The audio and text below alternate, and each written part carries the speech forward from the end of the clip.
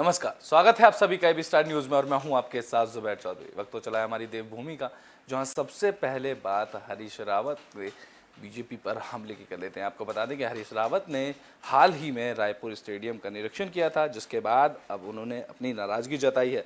उत्तराखंड की सियासत थमने का नाम नहीं ले रही। पूर्व सीएम हरीश रावत ने सोशल मीडिया के जरिए बीजेपी सरकार पर निशाना साधा है। बता दें कि हाल ही में हरीश रावत ने रायपुर के क्रिकेट स्टेडियम का निरीक्षण किया था, जिसको लेकर उन्होंने नाराजगी जताई है। हरीश रावत ने सरकार पर निशाना साधते हुए बताया कि काफी समय से लोग रायपुर अंतर्राष्ट्रीय क्रिकेट स्टेडियम के दुर्दशा की जानकारी दे रहे थे, जिसके बाद उन्होंने खुद जाकर स्टेडियम का निरीक्षण किया, जिसको कोविड सेंटर में बदल दिया गया था, जिसका वीडियो पर उन्होंने सोशल मीडिया पर शेयर करते हुए बीजेपी को लताड़ा।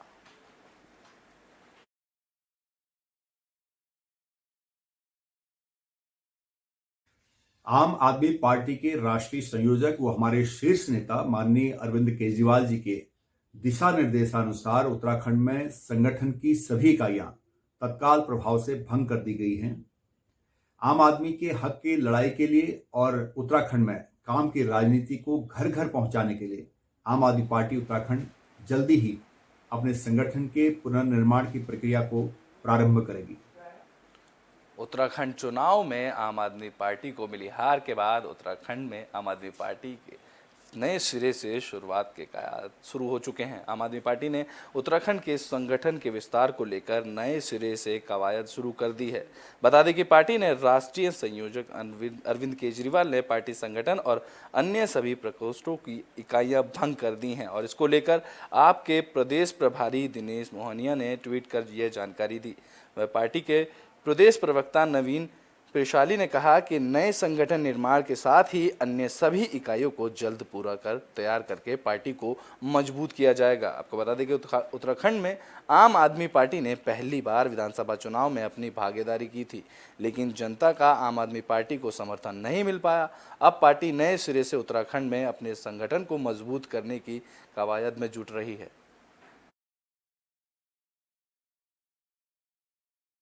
जहाँ तक मैं जानती हूँ, नगर पालिका का मतलब होता है जो नगर का पालन करती है, और नगर में वहाँ की जनता आती है। और अब अगर वहाँ की जनता के साथ दुर्व्यवहार होता है या अभद्र व्यवहार होता है तो हम जनप्रतिनिधियों का फर्ज बनता है कि हम उनके साथ खड़े हों।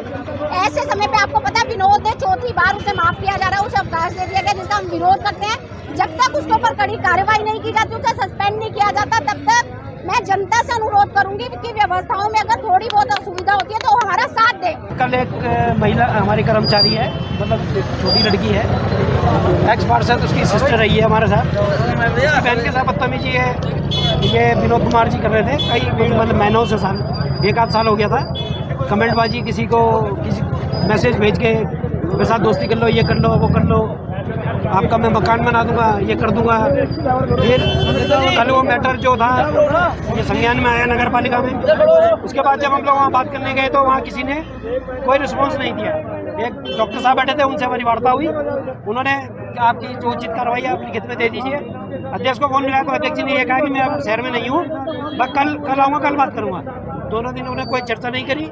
आज हमें समय दिया है, 4 बजे का दिया था। ऊपर जब ये आज ट्रैफिक केस में जो बैठक चल रही थी तो उन्होंने कहा था कि 4 बजे का समय सीमित किया गया है। 4 बजे का समय के हम यहाँ लोग इकट्ठे हुए, 4 बजे का टाइम दिया था, वो कम से कम ये 1.5-2 घंटे बाद आए हैं, और उसमें भी कोई अभी तक इन्होंने कोई डिसीजन नहीं। तो मसूरी में बीते दिन नगर पालिका परिषद के पर्यटन प्रभारी ने अभद्रता का शब्द यूज किए थे, जिसको लेकर अब प्रदर्शन किया जा रहा है। आपको बता दें कि मसूरी नगर पालिका परिषद के पर्यटन प्रभारी विनोद कुमार ने महिला कर्मचारी के साथ अभद्रता की थी और जौनपुर के लोगों के लिए अभद्र टिप्पणियां की थी। उसको लेकर लोगों में भारी आक्रोश देखा जा रहा है। बता दें कि इसके लिए समाज के लोगों ने पर्यटन प्रभारी विनोद कुमार के खिलाफ मसूरी नगर पालिका परिषद के मुख्य गेट पर प्रदर्शन कर पालिका अध्यक्ष और एसडीएम मसूरी से तत्काल निलंबित करने की मांग की। पूरे मामले में पालिका अध्यक्ष अनुज गुप्ता को सही रूप से देखते हुए जौनपुर के लोगों ने Mussoorie picture palace mall road पर बैरियर को बंद कर धरना प्रदर्शन किया, तो वहीं पालिका प्रशासन के खिलाफ जमकर नारेबाजी की। सबसे जरूरी पानी है, और टिहरी उत्तरकाशी से जो गंगा और यमुना को जन्म देने वाली धरती है वो पूरे उत्तर भारत को पानी दे रही है, पीने का पानी भी दे रही है, सिंचाई का भी दे रही है। और अगर हम यहाँ के लोगों को पीने का पानी नहीं दे सकते तो उससे हमारे पूरे देश में बदनामी होती है। इसलिए मैंने आज ये समीचीन समझा कि हम लोग बैठें और उसका समाधान निकालें। मुझे खुशी है कि हमारे जो पेयजल निगम और उसके साथ में संस्थान के जो हमारे दोनों प्रतिष्ठानों के जो काम करने वाले लोग हैं उनमें कन्विक्शन के साथ जो है काम करने की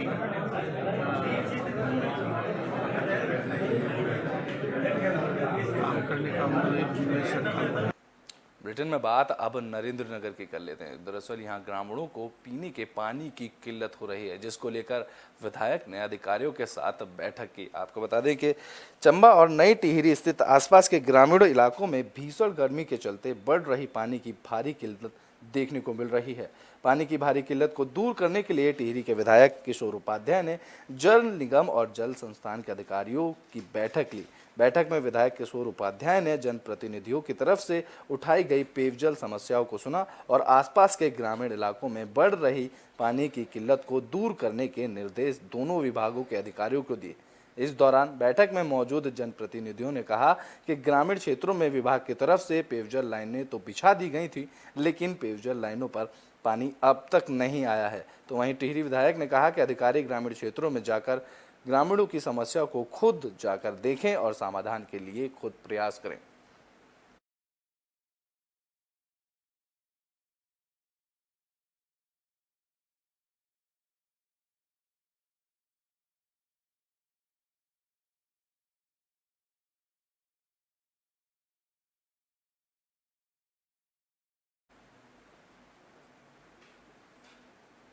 ब्रिटेन में बात अब बाजपुर की कर लेते हैं। दरअसल यहाँ बिजली विभाग के कार्यालय के बाहर किसान नेता ने उपवास कर प्रदर्शन किया। आपको बता दें कि बाजपुर के अनाज मंडी स्थित बिजली विभाग कार्यालय पर किसान नेता जगतार सिंह बाजवा ने अघोषित बिजली कटौती के विरोध में 1 घंटे का उपवास किया। इस दौरान उन्होंने प्रदेश सरकार से बिजली व्यवस्था को सुचारू करने की मांग की। बता दें कि प्रदेश में बिजली आपूर्ति पूरी तरह से खराब हो चुकी है, जिसके चलते बिजली विभाग की तरफ से कई घंटों तक बिजली सप्लाई को बंद किया जा रहा है।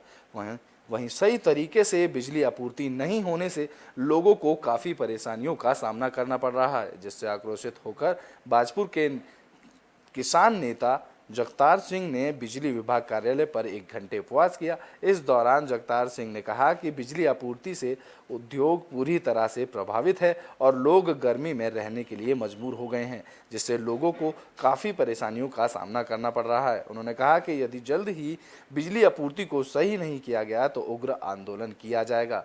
वहीं एसडीओ गुलशन बुलानी ने बताया कि बिजली आपूर्ति सही करने को लेकर विभागीय अधिकारी कार्य कर रहे हैं। उन्होंने कहा कि महंगे दामों पर बिजली को खरीद कर सस्ते दामों में जनता को दिया जा रहा है।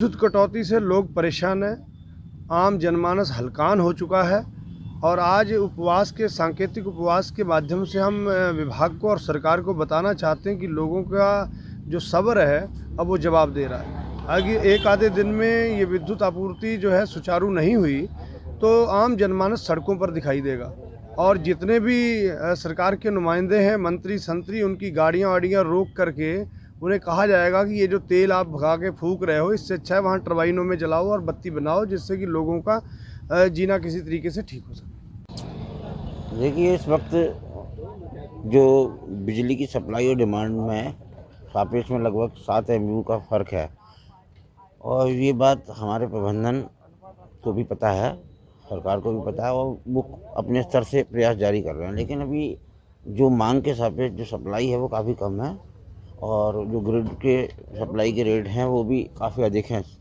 जिससे हमारा डिपार्टमेंट बिजली खरीद भी कर रहा है महंगी रेटों में। लेकिन जितनी मांग है उसके सापेक्ष उपलब्धता में कमी है, इस वजह से फिलहाल विद्युत रोस्टिंग का सहारा लिया जाए। ब्रिटेन में बात अब डोईवाला की कर लेते हैं, जहां बीजेपी की तरफ से माइक्रो डोनेशन अभियान डोईवाला में चलाया गया है। आपको बता दें कि जहां बीजेपी पूरे देश में माइक्रो डोनेशन कार्यक्रम के तहत लोगों का सहयोग पा रही है, तो वहीं बीजेपी की तरफ से चलाए जा रहे माइक्रो डोनेशन और को अधिक गति प्रदान करने के उद्देश्य से बीजेपी कार्यकर्ताओं ने डोईवाला में इस अभियान को चलाया, जिसमें माइक्रो डोनेशन अभियान के प्रदेश संयोजक सौरभ थपलियाल और नगर मंडल अध्यक्ष विनय कंडवाल के नेतृत्व में लोगों को अभियान की जानकारी दी गई। इस दौरान सौरभ थपलियाल ने बताया कि माइक्रो डोनेशन एक सूक्ष्म दान है जिसमें कोई भी व्यक्ति 5 रुपये से लेकर 1000 रुपये तक दान कर सकता है। हमारा लक्ष्य बूथ लेवल पर ज़्यादा से ज़्यादा लोगों तक पहुंचने का है।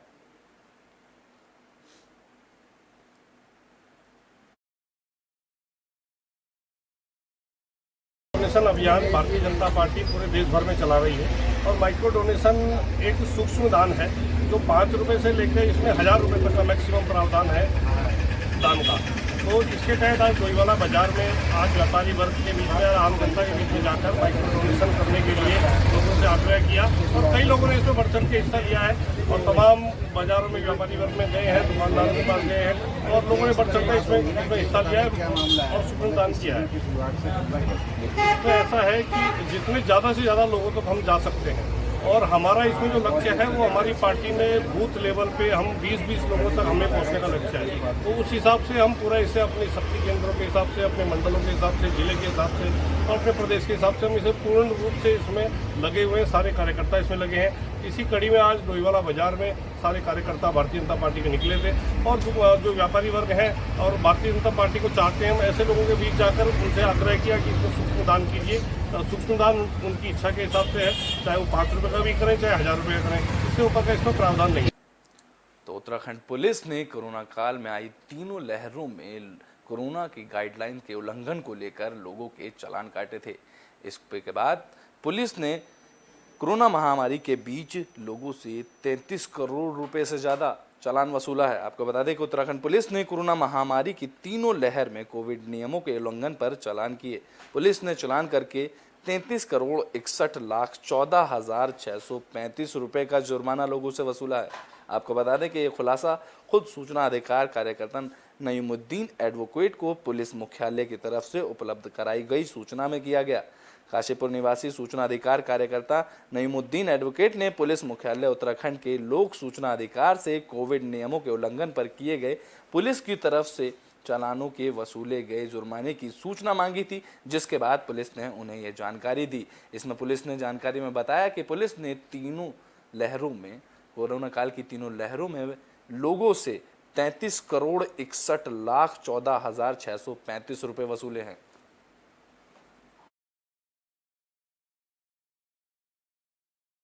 जो सूचना मांगी है आपने पुलिस मुख्यालय से, जो ये कोरोना काल के समय जो इन्होंने राजस्व प्राप्त किया है, क्या है पूरी जानकारी? इसमें उत्तराखंड पुलिस ने कोरोना महामारी में जो कोविड गाइडलाइन उल्लंघन है, जिसमें मास्क ना पहनना, सोशल डिस्टेंसिंग, लॉकडाउन का उल्लंघन, उसमें चालान करके 33.61 करोड़ रुपया 33 करोड़ 61 लाख 14,635 रुपये की कमाई की है। सरकार की कमाई हुई है, राजस्व वसूला है, यानी संयोजन शुल्क वसूला है। इसमें इसके साथ साथ इन्होंने 19.77 लाख मास्क भी वितरित किए हैं, क्योंकि बाद में ये प्रोविज़न कर दिया गया था कि जो है चालान किए जाएंगे मास्क ना पहनने पे, उन्हें 3-3 मास्क भी दिए जाएंगे। वो मास्क जो है इन्होंने दिखाया कि 19.77 लाख मास्क बांटे हैं। इसमें जो है जो डेटा है ये प्रथम, दूसरी और तीसरी तिमाही का, तीसरी तिमाही में 24 जनवरी 2022 तक का है। इसमें कुल चालान किए इन्होंने 21,10,614 चालान किए हैं, जिसमें इतना शुल्क वसूला है और 19,77,225 जो है मास्क वितरित किए हैं। इसमें जो लहर वाइज देखें तो प्रथम लहर में 10,08,513 चालान किए, दूसरी लहर में 10,11,710 चालान किए और तीसरी लहर में 90,391 चालान किए। पहली लहर में 17 करोड़ 40 लाख 39,545 रुपये वसूले, दूसरी लहर में 14 करोड़ 62 लाख 20,790 रुपये वसूले और तीसरी लहर में 1 करोड़ 58 लाख 54,300 रुपये का जुर्माना वसूला है। टोटल कितना? टोटल मैंने बताया 33 करोड़ 61 लाख 14,635 रुपये। उत्तरकाशी के डीएम लगातार 4 धाम यात्रा को लेकर निरीक्षण कर रहे हैं। इसके बाद अब उन्होंने यमुनोत्री धाम में स्थलीय निरीक्षण किया। आपको बता दें कि उत्तरकाशी जिलाधिकारी अभिषेक रोहेला ने यमुनोत्री पैदल मार्ग के साथ साथ यमुनोत्री धाम में यात्रा से संबंधित व्यवस्थाओं का स्थलीय निरीक्षण कर जायजा लिया। बता दें कि गंगोत्री धाम की यात्रा व्यवस्थाओं का जायजा लेने के बाद डीएम अभिषेक रोहेला गुरुवार को यमुनोत्री धाम पहुंचे, जहां डीएम ने यमुनोत्री हाईवे और पैदल मार्ग के साथ साथ धाम में यात्रा व्यवस्थाओं का स्थलीय निरीक्षण किया। उन्होंने अधिकारियों को धाम में साफ सफाई रखने और शौचालय की व्यवस्था रखने के निर्देश दिए। इस दौरान डीएम ने कहा कि यात्रा के दौरान घोड़ा, खच्चर, डंडी, कंडी के संचालन से यात्रियों को किसी भी तरह की कोई असुविधा ना हो, इसके लिए बेहतर प्रयास किए जाएंगे। जिलाधिकारी ने कहा कि भैरव मंदिर के पास स्वास्थ्य व्यवस्था, पुलिस की तैनाती और यात्रियों की सुविधा को दृष्टिगत रखते हुए पैदल मार्गों और अन्य व्यवस्थाओं की चाक चौबंद की जाए।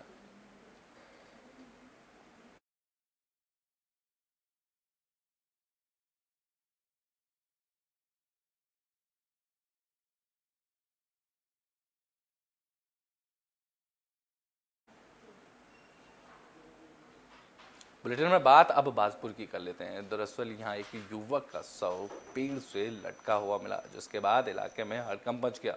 आपको बता दें कि बाजपुर के ग्राम नंदपुर नरक टोपा के एक व्यक्ति ने पेड़ पर फांसी लगाकर आत्महत्या कर ली। घटना की जानकारी लगते ही गांव में हड़कंप मच गया, जिसकी सूचना मिलते ही पुलिस मौके पर पहुंची, जहां पुलिस ने शव को कब्जे में लेकर पोस्टमार्टम के लिए भेज दिया। बता दें कि बाजपुर के ग्राम नंदपुर नरका स्थित जिंदल फार्म में कालीचरण अपने परिवार के साथ मजदूरी कर अपने परिवार का पालन पोषण करता था, जहां अज्ञात कारणों के चलते कालीचरण ने गुरुवार सुबह आम के पेड़ पर फांसी लगाकर आत्महत्या कर ली। इस दौरान सीओ वंदना वर्मा ने बताया कि एक व्यक्ति ने फांसी लगाकर आत्महत्या की है, जिसमें मामले की जांच की जाएगी, जिसके बाद ही अग्रिम कार्रवाई अमल में लाई जाएगी।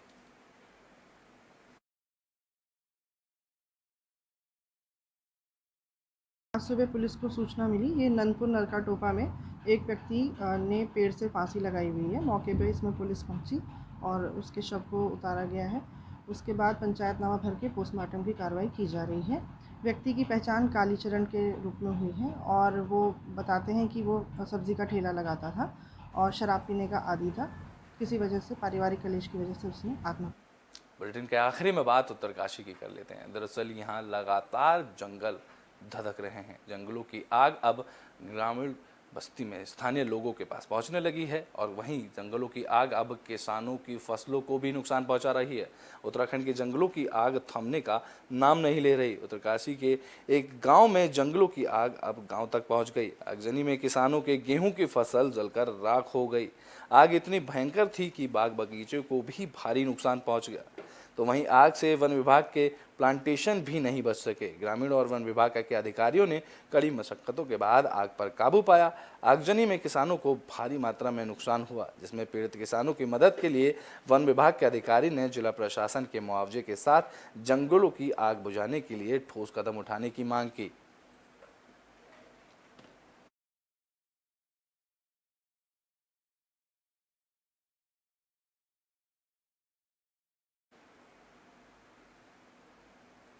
उत्तराखंड में गर्मियों का सीज़न आते ही जंगलों में आग लगने की घटनाएं सामने आने लगती हैं, लेकिन इसको लेकर वन विभाग और प्रशासन को अलर्ट मोड हो जाना चाहिए। आपको बता दें कि लगातार जंगलों में लग रही आग को लेकर वन विभाग और प्रशासन सवालों के घेरे में है, जिसके बाद अब आग से ग्रामीणों को भी परेशानी हो रही है। तो वहीं अब आग किसानों की फसलों को चपेट में ले रही है।